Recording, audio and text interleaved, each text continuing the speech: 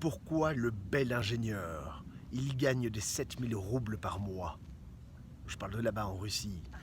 La femme de ménage, que 50. Magie, magie, qu'on est tous des fumiers, là-bas comme ici. Pourquoi la paire de tatanes, elle coûte déjà 900 francs? Et un ressemblage bien précaire, j'ai vu, dans les 80.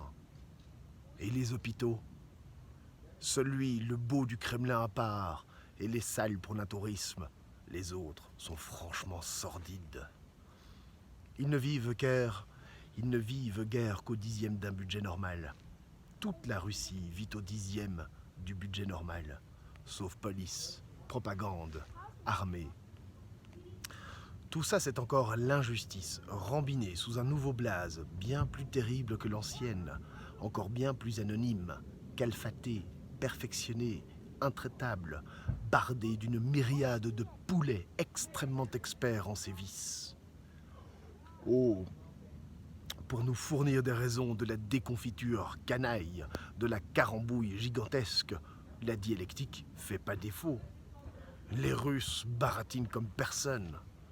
Seulement qu'un aveu qu'est pas possible, une pilule qu'est pas avalable, que l'homme est la pire des engences, qu'il fabrique lui-même sa torture dans n'importe quelle condition, comme la vérole son tabès. C'est ça la vraie mécanique, la profondeur du système. Il faudrait buter les flatteurs. C'est ça le grand opium du peuple. L'homme, il est humain à peu près autant que la poule vole.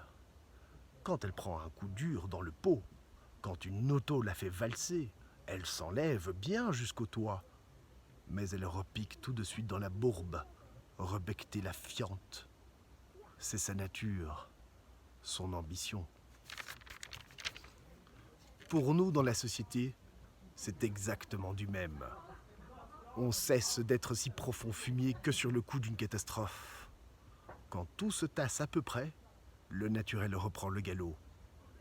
Pour ça même, une révolution, faut la juger 20 ans plus tard. Je suis. Tu es. Nous sommes des ravageurs, des fourbes, des salopes.